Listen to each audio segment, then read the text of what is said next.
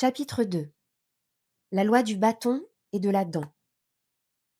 La première journée de Buck sur la grève de Daya fut un véritable cauchemar. Toutes les heures lui apportaient une émotion ou une surprise. Brutalement arraché à sa vie paresseuse et ensoleillée, il se voyait sans transition, rejeté du cœur de la civilisation, au centre même de la barbarie. Ici, ni paix, ni repos, ni sécurité. Tout était confusion, choc et péril, de la nécessité absolue d'être toujours en éveil, car les bêtes et les hommes ne reconnaissaient que la loi du bâton et de la dent. Des chiens innombrables couvraient cette terre nouvelle, et Buck n'avait jamais rien vu de semblable aux batailles que se livraient ces animaux, pareils à des loups. Son premier contact avec eux lui resta à jamais dans la mémoire. L'expérience ne lui fut pas personnelle, car elle n'aurait pas pu lui profiter. La victime fut Curly. Celle-ci, fidèle à son caractère sociable, était allée faire des avances à un chien sauvage de la taille d'un grand loup, mais moitié moins gros qu'elle. La réponse ne se fit malheureusement pas attendre. Un bond rapide comme l'éclair, un claquement métallique des dents, un autre bond de côté non moins agile, et la face de Curly était ouverte de l'œil à la mâchoire. Le loup combat ainsi. Il frappe et fuit. Mais l'affaire ne resta pas là. 30 ou 40 vagabonds accoururent et formèrent autour des combattants un cercle attentif et muet. Buck ne comprenait pas cette intensité de silence et leur façon de se lécher les babines. Curly se relève, se précipite sur son adversaire qui de nouveau la mord et bondit plus loin. À la troisième reprise, l'animal arrêta l'élan de la chienne avec sa poitrine, de telle façon qu'elle perdit pied et ne put se relever. C'était ce qu'attendait l'ennemi. Aussitôt, la meute bondit sur la pauvre bête, et elle fut ensevelie avec des cris de détresse sous cette masse hurlante et sauvage. Ce fut si soudain et si inattendu que Buck en resta tout interdit. Il vit Spitz sortir sa langue rouge, c'était sa façon de rire, et François, balançant une hache, sauter au milieu des chiens. 3 hommes armés de bâtons l'aidèrent à les disperser, ce qui ne fut pas long. 2 minutes après la chute de Curly, le dernier de ses assaillants s'enfuyait honteusement. Mais elle restait sans vie sur la neige, piétinée et sanglante, tandis que le métis hurlait de terribles imprécations. Buck conserva longtemps le souvenir de cette terrible scène. Avant d'être remis de la mort tragique de Curly, il eut à supporter une nouvelle épreuve. François lui remit sur le corps un attirail de courroies et de boucles, c'était un harnais, semblable à ceux qu'il avait vus tant de fois mettre aux chevaux. Et comme eux, il lui fallut tirer un traîneau portant son maître jusqu'à la forêt qui bordait la vallée, pour en revenir avec une charge de bois. Mais quoique sa dignité fût profondément blessée de se voir ainsi transformé en bête de trait, il était devenu trop prudent pour se révolter. Il se mit résolument au travail et fit de son mieux, malgré la nouveauté et l'étrangeté de cet exercice. François était sévère, exigeant une obéissance absolue, que lui obtenait d'ailleurs la puissance de son fouet. Tandis que Dave, limonier expérimenté, plantait la dent à chaque erreur dans l'arrière-train de Buck, Spitz, en tête, très au courant de son affaire, ne pouvant atteindre le débutant, lui grognait des reproches sévères, ou pesait adroitement de tout son poids dans les traits pour lui faire prendre la direction voulue. Buck apprit vite et fit en quelques heures de remarquables progrès, grâce aux leçons combinées de ses 2 camarades et de François. Avant de revenir au camp, il en savait assez pour s'arrêter. À oh repartir à mush, s'écarter du traîneau dans les tournants et l'éviter dans les descentes. Ce sont 3 très bons chiens, dit François à Perrault. Ce Buck tire comme le diable, il a appris en un rien de temps. Dans l'après-midi, Perrault, qui était pressé de partir avec ses dépêches, ramena 2 nouveaux chiens résistants et vigoureux, Billy et Joe, tous 2 fils de la même mère, différés l'un de l'autre comme le jour et la nuit. Le seul défaut de Billy, c'était l'excès de mansuétude, tandis que Joe, grincheux, peu sociable, l'œil mauvais et grognant toujours, était tout l'opposé de ce caractère. Buck les reçut en bons camarades. Dave les ignora, et Spitz se mit en devoir de les rosser tour à tour. Billy, pour l'apaiser, remua la queue. Mais ses intentions pacifiques n'eurent aucun succès, et il se mit à gémir en sentant les dents pointues de Spitz labourer ses flancs. Quant à Joe, de quelque façon que Spitz l'attaqua, il le trouva toujours prêt à lui faire face. Les oreilles couchées en arrière, le poil hérissé, la lèvre retroussée et frémissante, la mâchoire prête à mordre, et dans l'œil une lueur diabolique, c'était une véritable incarnation de la peur belliqueuse. Son aspect était si redoutable que Spitz dut renoncer à le corriger, et pour couvrir sa défaite, il se retourna sur le pauvre et inoffensif Billy et le chassa jusqu'aux confins du camp. Le soir venu, Perrault ramena encore un autre chien, un vieux husky, long, maigre, décharné, couvert de glorieuses cicatrices récoltées en maint combat, et possesseur d'un œil unique. Mais cet œil brillait d'une telle vaillance qu'il inspirait aussitôt le respect. Il s'appelait Sol Lek, ce qui veut dire le malcontent. Semblable à Dave, il ne demandait rien, ne donnait rien, n'attendait rien, et quand il s'avança lentement et délibérément au milieu des autres, Spitz lui-même le laissa tranquille. On put bientôt remarquer qu'il ne le tolérait pas qu'on l'approchât d'un côté de son œil aveugle. Buck eut la malchance de faire cette découverte et de l'expier rudement, car Sol Lek, d'un coup de dent, lui fendit l'épaule sur une longueur de 3 centimètres. Buck évita avec soin à l'avenir de répéter l'offense, et tous deux restèrent bons camarades jusqu'à la fin. Seul Lek semblait, comme Dave, n'avoir d'autre désir que la tranquillité. Et pourtant, Buck découvrit plus tard que l'un et l'autre nourrissaient au fond du cœur une passion ardente dont il sera parlé plus loin. Cette nuit-là, Buck dut résoudre le grand problème du sommeil. La tente, éclairée par une chandelle, projetait une lueur chaude sur la plaine blanche. Mais quand tout naturellement il y entra, Perrault et François le bombardèrent de jurons et d'ustensiles de cuisine qui le firent s'enfuir, consterné au froid du dehors. Il soufflait un vent terrible qui le glaçait et rendait la blessure de son épaule particulièrement cuisante. Il se coucha sur la neige et tenta de dormir. Mais le froid le contraignit bientôt à se relever. Misérable et désolé, il errait au hasard, cherchant en vain un abri ou un peu de chaleur.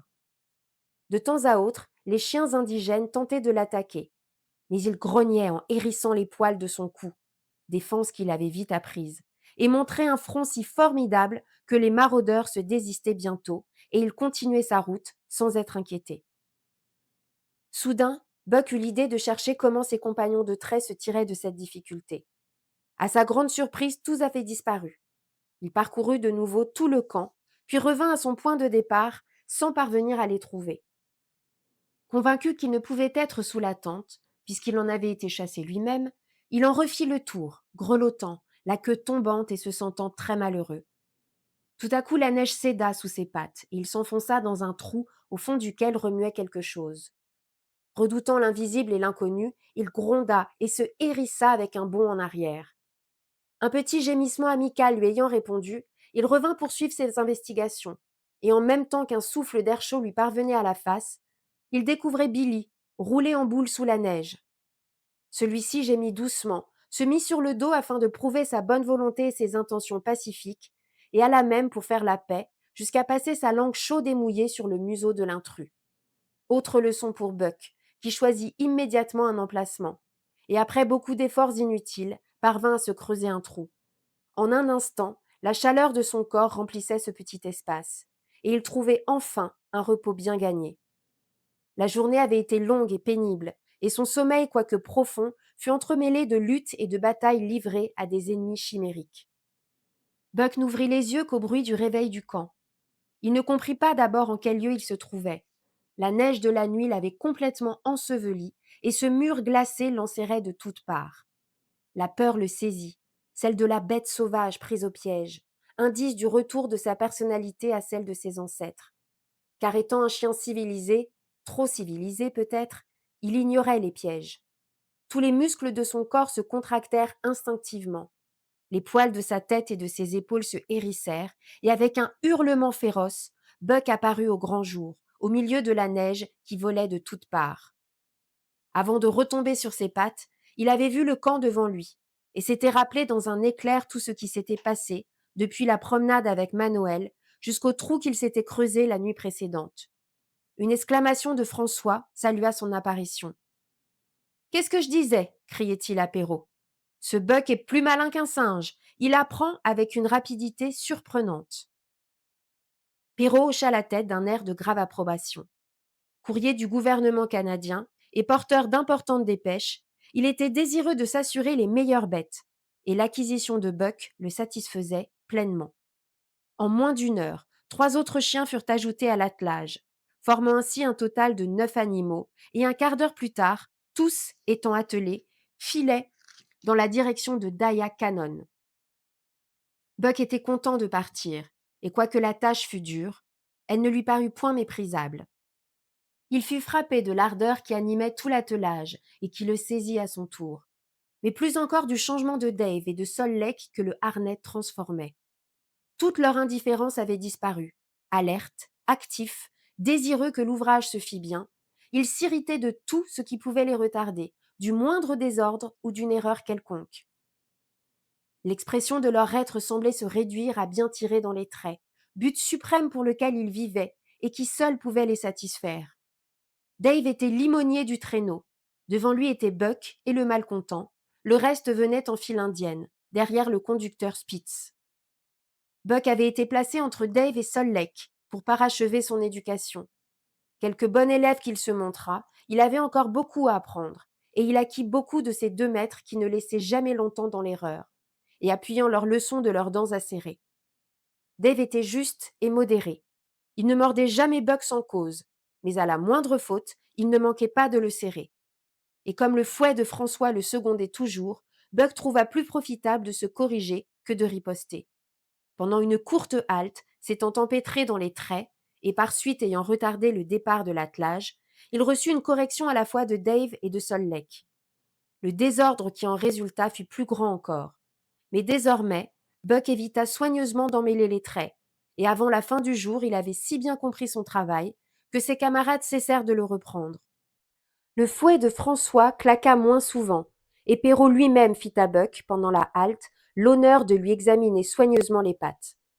Ce fut une rude journée de marche. Ils traversèrent le Canon, Sheep Camp, les Scales et la limite des bois, franchirent des glaciers et des amas de neige de plusieurs centaines de pieds de profondeur, passèrent enfin le col Chilkoot qui sépare l'eau salée de l'eau fraîche et garde avec un soin jaloux le nord triste et solitaire. La caravane descendit rapidement la chaîne des lacs qui remplissent les cratères de volcans éteints. La soirée était déjà avancée lorsqu'elle s'arrêta dans le vaste camp situé à la tête du lac Bennett, où des milliers de chercheurs d'or construisaient des bateaux en prévision de la fonte des glaces au printemps. Comme la veille, Buck, ayant fait son trou dans la neige, s'y endormit du sommeil du juste, pour en être le lendemain déterré à la nuit noire et reprendre le harnais avec ses compagnons. Ce jour-là, ils firent 40 miles, car la voie était frayée, mais le lendemain et bien des jours encore, ils durent, pour établir leur propre piste, travailler plus dur tout en avançant plus lentement. En général, Perrault précédait l'attelage, tassant la neige avec ses patins pour lui faciliter la route. François maintenait la barre du traîneau et changeait rarement de place avec son compagnon. Perrault était pressé et se targuait de bien connaître la glace, science indispensable, car la couche nouvelle était peu épaisse, et sur l'eau courante, il n'y en avait pas du tout. Pendant de longs jours, Buck tira dans les traits. On levait toujours le camp dans l'obscurité, et les premières lueurs de l'aube retrouvaient les voyageurs en marche, ayant déjà un certain nombre de miles à leur actif. D'habitude aussi, on dressait le camp à la nuit noire. Les chiens recevaient une ration de poisson et se couchaient dans la neige. Buck aurait voulu avoir plus à manger. La livre et demie de saumon séché qui était sa pitance journalière ne semblait pas lui suffire. Il n'avait jamais assez et souffrait sans cesse de la faim.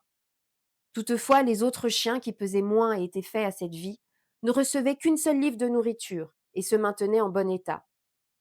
Buck perdit vite sa délicatesse de goût, fruit de son éducation première. Mangeur friand, il s'aperçut que ceux de ses congénères qui avaient fini les premiers lui volaient le reste de sa ration, sans qu'il pût la défendre contre leurs entreprises. Car tandis qu'il écartait les uns, les autres avaient vite fait de happer le morceau convoité. Pour remédier à cet état de choses, il se mit à manger aussi vite qu'eux, et la faim le poussant, il n'hésita pas à prendre comme eux le bien d'autrui quand l'occasion se présenta. Ayant vu Pike, un des nouveaux chiens, voleur habile, faire disparaître une tranche de jambon derrière le dos de Perrault, il répéta l'opération et la perfectionna dès le lendemain, emportant le morceau tout entier.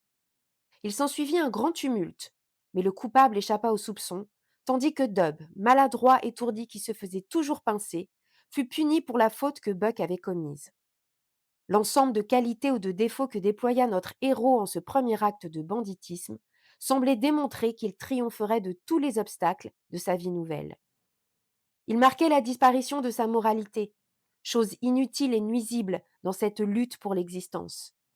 D'ailleurs, Buck ne volait pas par goût, mais seulement par besoin, en secret et adroitement, par crainte du bâton ou de la dent.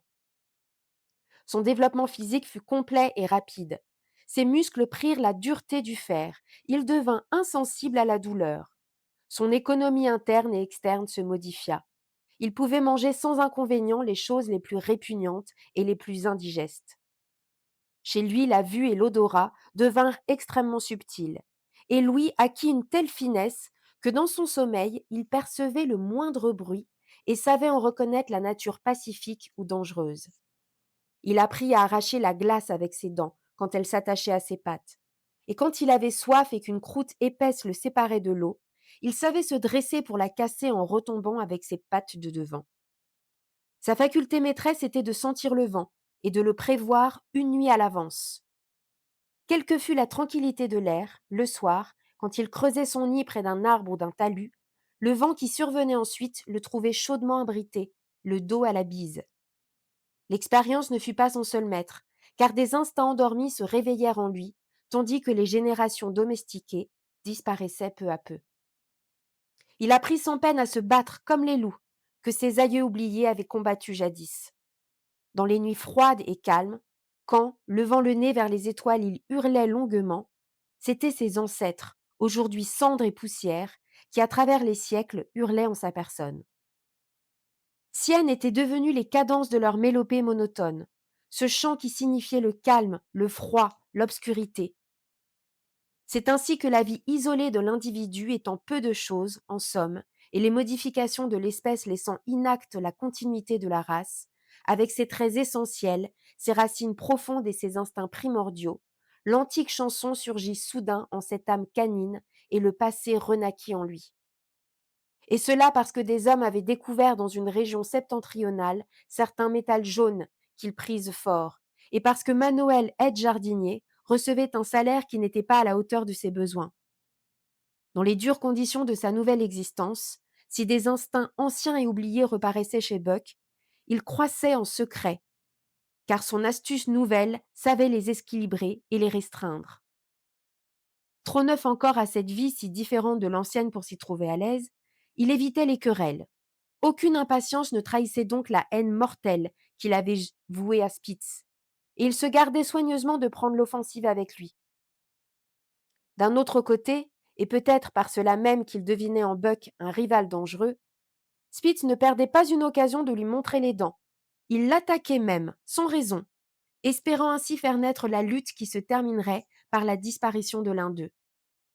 Presque au début du voyage, entre les deux chiens, faillit se produire un conflit mortel, que seul vint prévenir une complication inattendue. À la fin d'une journée de marche, le campement avait été établi sur les bords du lac Labarge. L'obscurité, la neige qui tombait et le vent coupant comme une lame de rasoir avaient forcé les voyageurs à chercher en hâte et à tâtons leur refuge pour la nuit. L'endroit était fort mal choisi. Derrière eux s'élevait un mur de rochers abrupts, et les hommes se virent obligés de faire du feu et d'étendre leurs sacs fourrés sur la surface même du lac. Ils avaient abandonné leur tente à Daya pour alléger le paquetage. Quelques morceaux de bois de dérive leur fournirent un feu qui fit fondre la glace en s'y enfonçant, et ils durent manger leur soupe dans l'obscurité. Buck avait organisé son lit au pied des rochers. Il y faisait si chaud qu'il eut peine à le quitter quand François vint distribuer le poisson, dégelé au préalable devant le feu. Or, lorsque, ayant mangé, il revint à son nid, il le trouva occupé. Un grognement l'avertit que l'offenseur était Spitz. Buck avait évité jusqu'ici une querelle avec son ennemi, mais cette fois, c'était trop. La bête féroce qui dormait en lui se déchaîna. Il sauta sur Spitz avec une furie qui surprit celui-ci, habitué à considérer Buck comme un chien très timide, dont la suprématie n'était due qu'à sa forte taille et à son gros poids. François fut surpris lui aussi, en les voyant tous deux bondir du trou, mais il devina le sujet de la dispute. Ah, cria-t-il à Buck, vas-y, mon vieux, et flanque une rossée à ce sale voleur. Spitz était prêt à se battre. Hurlant de rage et d'ardeur, il tournait autour de Buck, guettant le moment favorable pour sauter sur lui. Buck, non moins ardent, mais plein de prudence, cherchait aussi à prendre l'offensive. Mais à ce moment survint l'incident qui remit à un avenir éloigné la solution de la querelle. Un juron de Perrault, un coup de massue sur une échine osseuse et un cri de douleur déterminèrent tout à coup une épouvantable cacophonie. Le camp était rempli de chiens indigènes affamés, au nombre d'une soixantaine, venus sans doute d'un village indien et attirés par les provisions des voyageurs. Ils s'étaient glissés inaperçus pendant la bataille de Buck et de Spitz, et quand les deux hommes avec leurs massues s'élancèrent au milieu des envahisseurs, ceux-ci montèrent les dents et leur résistèrent. L'odeur des aliments les avait affolés. Perrault, en ayant trouvé un la tête enfouie dans une caisse de vivres, fit tomber lourdement son gourdin sur les côtes saillantes, et la caisse fut renversée à terre. À l'instant même, sans crainte du bâton, une vingtaine de créatures faméliques se ruaient sur le pain et le jambon, hurlant et criant sous les coups, mais ne s'en disputant pas moins avidement les dernières miettes de nourriture. Pendant ce temps, les chiens d'attelage, étonnés, avaient sauté hors de leur trou, et une lutte terrible s'engageait entre eux et les maraudeurs. De sa vie, Buck n'avait rien vu de pareil à ces squelettes recouverts de cuir, à l'œil étincelant, à la lèvre baveuse. La faim les rendait terribles et indomptables. Au premier assaut, les chiens de trait se virent repoussés au pied des rochers. Buck fut attaqué par 3 d'entre eux, et, en un clin d'œil, sa tête et ses épaules étaient ouvertes et saignantes. Le bruit était effroyable. Billy gémissait comme à son ordinaire. Dave et Sol Lek, perdant leur sang par plusieurs blessures, combattaient courageusement côte à côte. Joe mordait comme un diable. Une fois, ses mâchoires se refermèrent sur la jambe d'un des maraudeurs, et l'on entendit craquer l'os. Pike, le géniard, sauta sur un animal estropié et lui cassa les reins d'un coup de dent. Buck saisit par la gorge un adversaire écumant, lui planta les dents dans la jugulaire, et le goût du sang dont il fut inondé, surexcitant sa vaillance, il se jeta sur un autre ennemi avec une fureur redoublée. Mais au même moment, il sentit des crocs aigus s'enfoncer dans sa gorge. C'était Spitz qui l'attaquait traîtreusement de côté. Perrault et François, ayant réussi à débarrasser le camp, se précipitèrent à son secours, et Buck parvint à se délivrer. Mais les deux hommes furent rappelés du côté des caisses de conserve, menacés de nouveau. Et cette fois, les envahisseurs, réduits en nombre, mais désespérés, montraient un front si féroce que Billy, puisant du courage dans l'excès même de sa terreur, s'élança hors du cercle menaçant et s'enfuit sur la glace au risque de l'effondrer. Pike et Dub le suivirent de près, ainsi que le reste de l'attelage. Au moment où Buck prenait son élan pour les rejoindre, il vit, du coin de l'œil, Spitz se préparant à sauter sur lui pour le terrasser. Une fois par terre, au milieu de cette masse de fuyards, c'en était fait de lui. Mais il put résister au choc de Spitz et rejoindre ses camarades sur le lac. Les 9 chiens d'attelage, n'étant plus poursuivis, se réunirent et cherchèrent un abri dans la forêt. Ils offraient un piteux aspect. Chacun avait 5 ou 6 blessures, dont quelques-unes étaient profondes. Dub était grièvement blessé à une jambe de derrière. Dolly, le dernier chien acheté à Daya, avait une large plaie au cou. Joe avait perdu un œil, et le doux Billy, ayant une oreille déchiquetée et mangée, ne cessa de gémir et de geindre tout le reste de la nuit. À l'aube, chacun regagna péniblement le camp, pour trouver les maraudeurs en fuite et les deux hommes de fort mauvaise humeur, car la moitié de leurs provisions avait disparu. Rien de ce qui pouvait se manger n'avait échappé aux indigènes.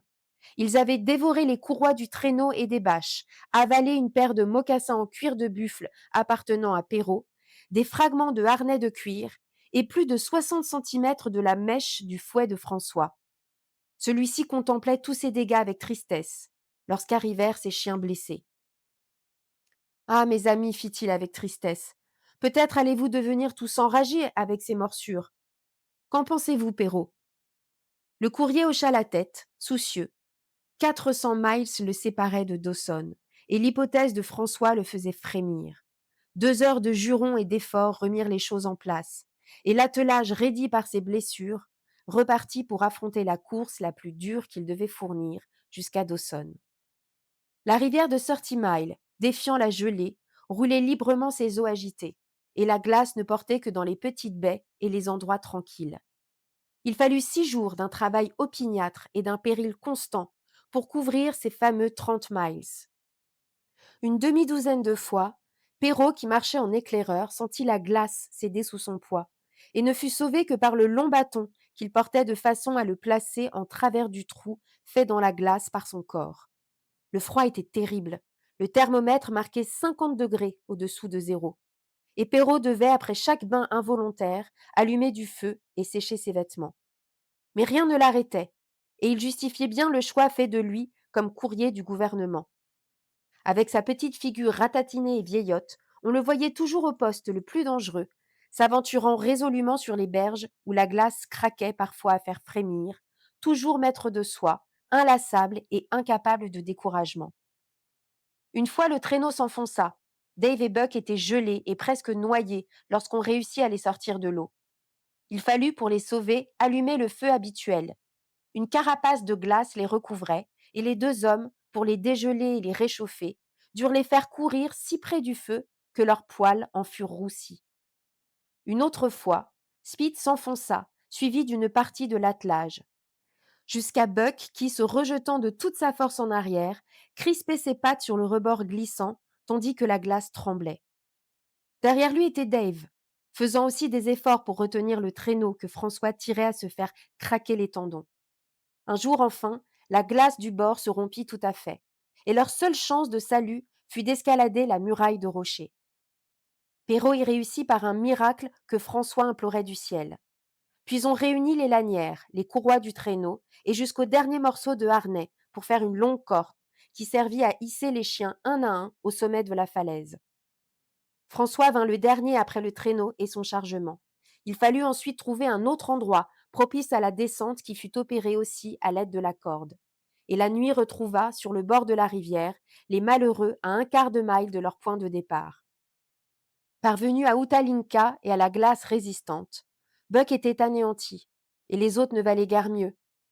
Mais l'inflexible Perrault exigea, pour réparer le temps perdu, un effort de plus de son attelage. Il fallut partir tôt et s'arrêter tard. Ils firent le premier jour 35 miles jusqu'au Big Salmon et le deuxième 30 miles, ce qui les amena tout près de Five Fingers. Les pattes de Buck n'étaient pas aussi endurcies et résistantes que celles des autres chiens. Elles s'étaient amollies par l'effet des siècles de civilisation qui pesaient sur lui. Et toute la journée, le chien boitillait en souffrant horriblement. Le camp, une fois dressé, il se laissait tomber comme mort, sans pouvoir même, malgré sa faim, venir chercher sa ration, que François était obligé de lui apporter. Celui-ci, touché de pitié, avait pris l'habitude de lui frictionner les pattes tous les jours, pendant une demi-heure après son souper, et il finit par sacrifier une paire de mocassins pour faire 4 chaussures à l'usage de Buck. Ce lui fut un grand soulagement, et la figure renfrognée de Perrault se dérida, un jour, en voyant Buck, dont François avait oublié les mocassins, se coucher sur le dos et agiter désespérément ses 4 pattes en l'air, sans vouloir bouger. À la longue, elles s'endurcirent à la route, et les chaussures usées furent abandonnées. À Pelly, au moment d'atteler un matin, Dolly, jusque-là très calme, donna tout à coup des signes de rage. Elle annonça son état par un long hurlement si plein de désespoir et d'angoisse que chaque chien s'en hérissait d'effroi. Puis elle bondit sur Buck. Celui-ci n'avait jamais vu de cas de rage. Toutefois, il sembla deviner la hideuse maladie et s'enfuit poussé par une panique effroyable. Il filait bon train, la chienne écumante le suivant de tout près, car il n'arrivait pas à la distancer, malgré la terreur qui lui donnait des ailes.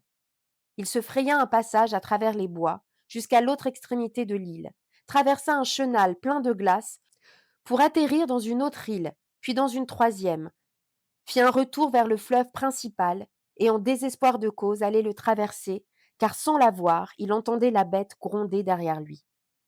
François le rappela de très loin, et il revint sur ses pas, haletant, suffocant, mais plein de confiance dans son maître. Celui-ci tenait à la main une hache, et lorsque Buck passa devant lui comme un éclair, il vit l'outil s'enfoncer dans le crâne de la bête enragée. Chancelant, il s'arrêta près du traîneau, à bout de souffle et sans force. Ce fut le moment choisi par Spitz pour sauter sur lui.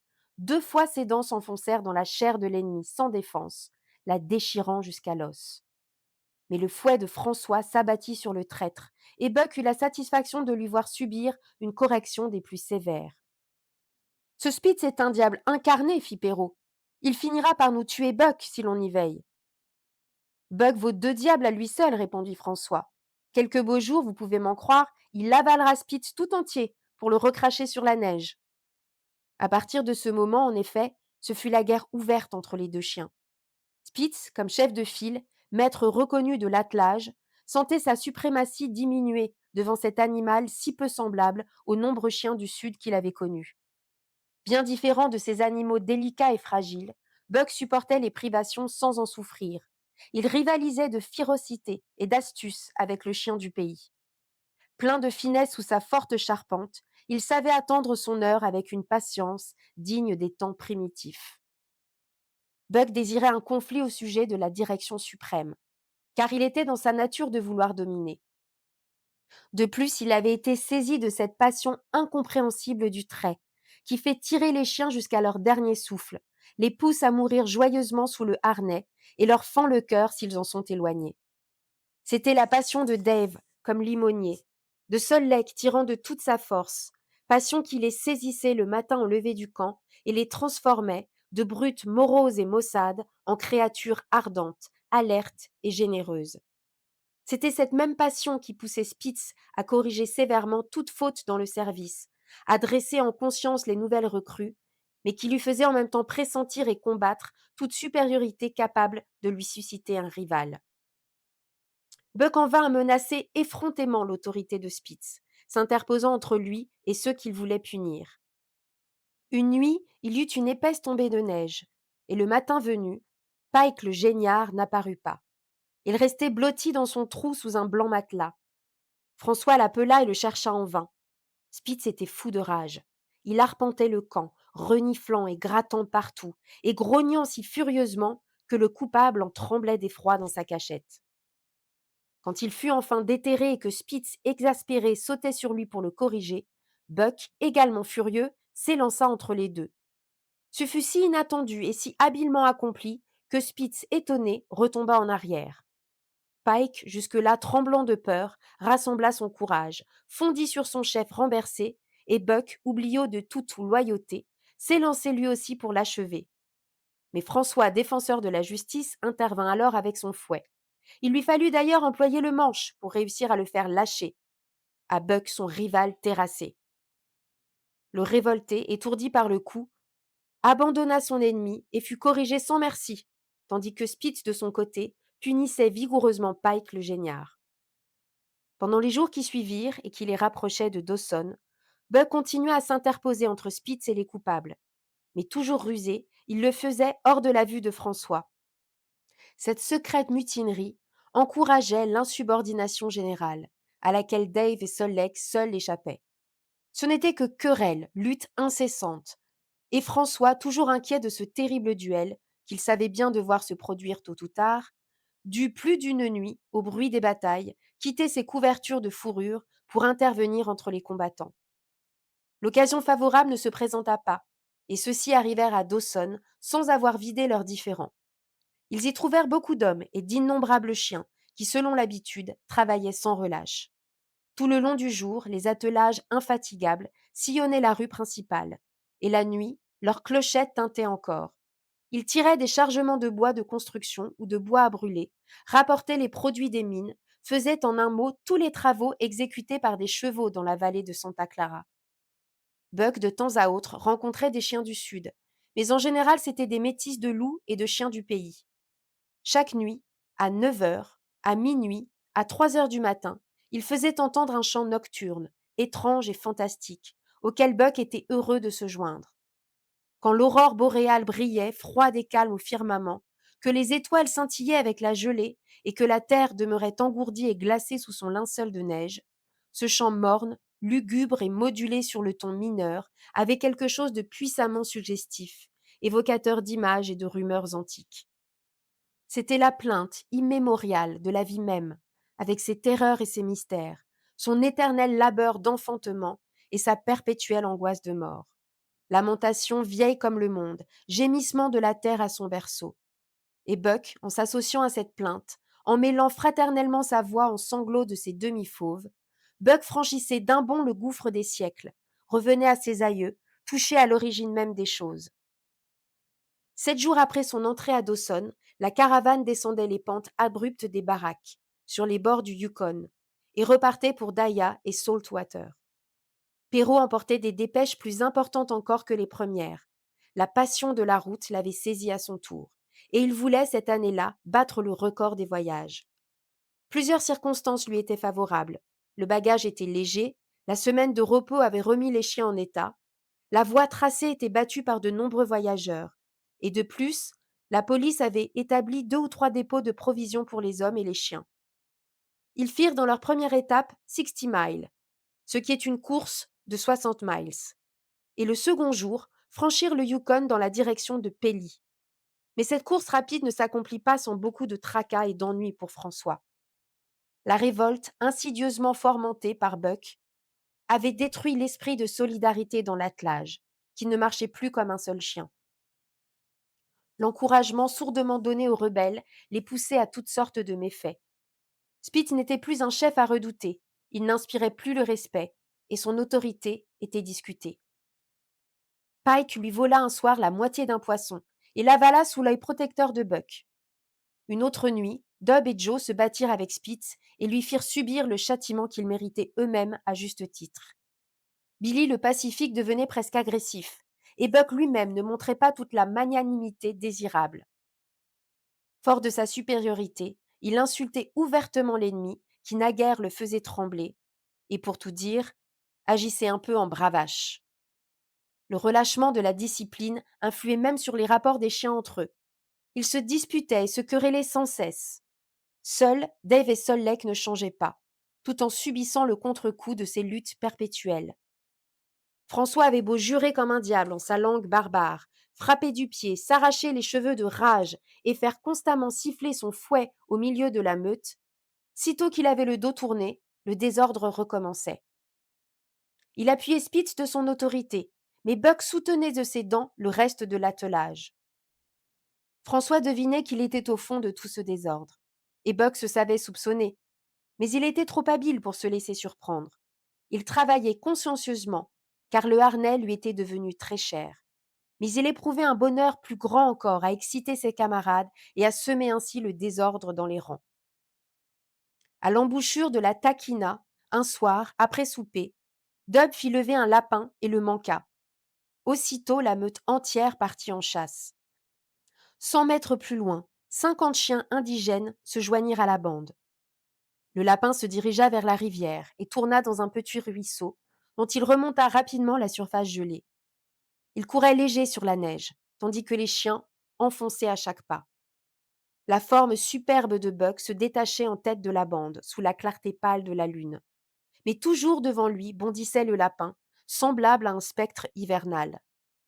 Ces instincts anciens, qui à des périodes fixes poussent les hommes à se rendre dans les bois et les plaines pour tuer le gibier à l'aide de boulettes de plomb, ces instincts vibraient en Buck, mais combien plus profonds. Poursuivre une bête sauvage, la tuer de ses propres dents et plonger son museau jusqu'aux yeux dans le sang âcre et chaud, tout cela constituait pour lui une joie intense, quintessence de sa vie même. À la tête de sa horde, il faisait résonner le cri de guerre du loup en s'efforçant d'atteindre la forme blanche qui fuyait devant lui au clair de lune. Mais Spitz, calculateur méthodique, au plus fort même de ses ardeurs, abandonna la meute et coupa à travers une étroite bande de terrain que le ruisseau enserrait d'un long détour.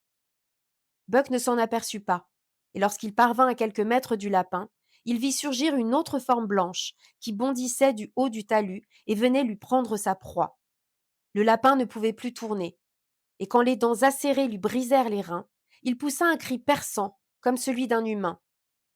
La meute, sur les talons de Buck, hurla de joie en entendant ce signal de mort. Seul, Buck demeura muet, et sans arrêter son élan, se précipita sur Spitz, épaule contre épaule, si violemment qu'ils roulèrent ensemble dans la neige pulvérisée. Spitz, se retrouvant sur ses pattes aussitôt, entailla l'épaule de Buck d'un coup de dent et bondit plus loin. 2 fois, ses mâchoires se refermèrent sur lui, comme les ressorts d'acier d'un piège. 2 fois il recula pour reprendre son élan, et sa lèvre amaigrie se retroussait en un rictus formidable. L'heure décisive était venue. Tandis qu'ils tournaient autour l'un de l'autre, les oreilles en arrière, cherchant l'endroit vulnérable, Buck eut comme le ressouvenir d'une scène familière déjà vécue. Il en reconnaissait tous les détails, la terre et les bois tout blancs, le clair de lune et la bataille elle-même. Un calme fantastique régnait sur cette pâleur silencieuse. Rien ne remuait. Dans les airs montait toute droite l'haleine des chiens, qui, les yeux étincelants, entouraient les deux combattants d'un cercle muet. Spitz était un adversaire expérimenté. Du Spitzberg au Canada, il avait combattu toute espèce de chien et s'en était rendu maître. Sa fureur n'était jamais aveugle, car le désir violent de mordre et de déchirer ne lui laissait pas oublier chez son ennemi une passion semblable à la sienne. Jamais il ne s'élançait le premier et n'attaquait qu'après s'être défendu. En vain, Buck tentait de le mordre. Chaque fois que ses dents cherchaient à s'enfoncer dans le cou du chien blanc, elles rencontraient celles de Spitz. Les crocs s'entrechoquaient, les lèvres saignaient, mais Buck ne pouvait arriver à surprendre son rival. Il s'échauffa, l'enveloppa d'un tourbillon d'attaques. Mais toujours Spitz ripostait d'un coup de dent et bondissait de côté. Buck fit alors mine de s'élancer à hauteur de museau de son ennemi. Puis, rentrant soudain la tête, il se servit de son épaule comme d'un bélier pour en battre l'adversaire, ce qui lui valut un nouveau et terrible coup de dent, tandis que Spitz bondissait légèrement au loin. Celui-ci restait sans blessure en face de Buck, hors d'haleine et ruisselant de sang. La bataille approchait du dénouement, et le cercle des chiens loups en attendait l'issue pour achever le vaincu. Voyant Buck à bout de souffle, Spitz prit l'offensive, lui livra l'assaut sur assaut, et le fit chanceler sur ses pattes. Il tomba même, et les 60 chiens se dressèrent. Mais avec la rapidité de l'éclair, il se releva, terrible, et le cercle affamé dut se résigner à attendre. Buck avait de l'imagination, qualité qui peut doubler la force. Tout en combattant, sa tête travaillait. Il s'élança comme pour atteindre son ennemi à l'épaule, et rasant terre au dernier moment, ses dents se refermèrent sur la patte droite de Spitz. On entendit les os craquer. Cependant, malgré sa blessure, le chien blanc réussit à repousser plusieurs assauts de Buck. Celui-ci alors renouvela sa tactique et broya la seconde patte de devant. Réduit à l'impuissance, Spitz s'efforçait de lutter contre sa douleur et de se tenir debout. Il voyait le cercle silencieux, aux yeux étincelants, aux langues pendantes, se refermer lentement sur lui, comme il en avait vu d'autres le faire autour de ses victimes. Aujourd'hui, il se savait perdu, irrémissiblement, car Buck serait inexorable. L'assaut final était proche. Le cercle des chiens loups se resserrait à tel point que leur haleine chaude soufflait sur les flancs des combattants. Buck les voyait derrière Spitz et à ses côtés, les yeux fixés sur lui, prêts à bondir. Il eut un instant d'arrêt. Chaque animal restait immobile, comme une figure de pierre. Seul, Spitz, frissonnant et chancelant, hurlait comme pour éloigner la mort prochaine. Puis Buck fit un bond et sauta de côté. Mais dans ce mouvement, il avait avec son épaule renversé l'ennemi. Le cercle rétréci devint un point sombre sur la neige argentée par la lune. Et Spitz disparut sous la horde affamée, tandis que Buck, resté debout, contemplait la curée. Bête primitive qui, ayant tué, jouissait de cette mort qu'elle avait donnée.